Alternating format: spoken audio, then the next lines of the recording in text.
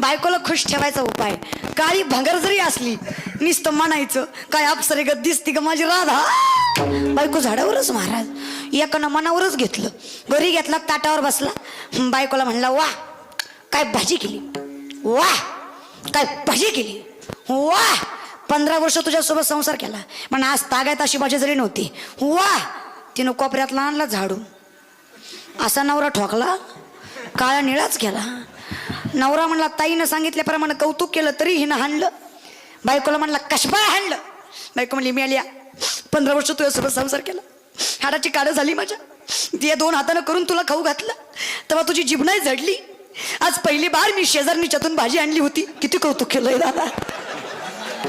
कळलं त्यालाच कळलं दादा बरं का. मग थोडंसं समजून घ्या.